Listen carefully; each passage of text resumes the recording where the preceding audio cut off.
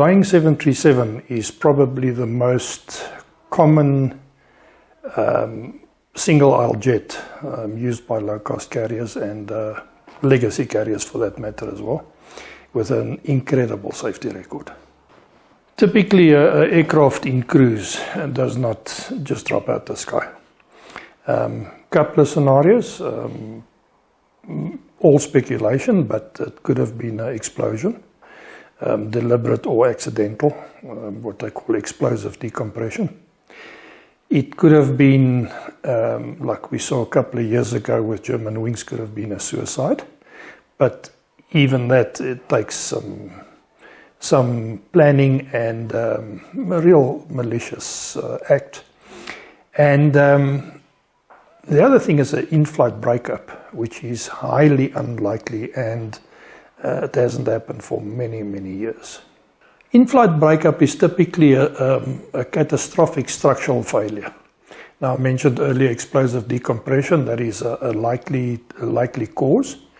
But from what I've seen and what's in the press, at the descent rate of this specific aircraft, it would be highly likely that it would break up at that enormous, 31,000 foot per minute it's literally a fuselage coming down without engines or without wings.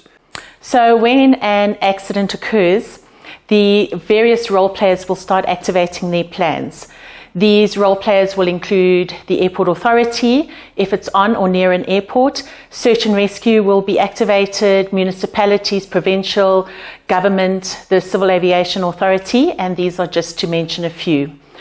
Those plans will involve all these role players coming to the crash site. The first priority is to make sure that a fire is put out. Once the fire is out, the search and rescue will go into the area and start with saving lives. This happens via a process called triage. Priority 1 passengers are the passengers who need immediate care. Priority 2 passengers will be those with delayed care. And priority 3 passengers are your walkaway survivors who have no or minor injuries. Priority 4 or 0 passengers are those who are deceased. In the case of China Eastern Airlines, where there are assumed no survivors, the airline will get in pathologists who will come to the crash site. They will collect the bodies. They will then do disaster victim identification on those bodies. In the meantime, the families are in the family reception center and they are receiving updates from the airline as to what is happening at the crash site as information becomes available. The airline would have been notified that it's their aircraft involved and they will activate their emergency response plans. This is done by an alarm notification process whereby all the various role players within the airline will then be activated. Areas will be activated for families. There will be areas for survivors. We will also have an area there for information coming in as well as for management. While this is happening, search and rescue will be trying to locate the voice recorder and the data recorder, and these are really important for the investigation process as it may assist in finding out what happened and why it happened. Both those devices are extremely robust, built to withstand high load impact and also temperatures and also pressure from obviously falling into the water. Unless there was some or other radio communication, which I believe is not the case in this specific accident, those two units would explain.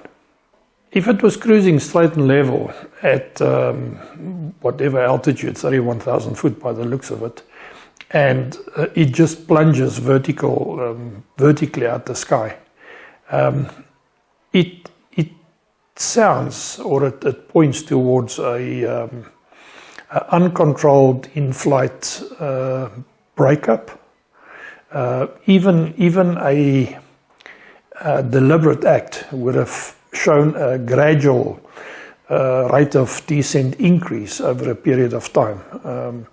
From what I've seen and what I've read, this aircraft just went vertical.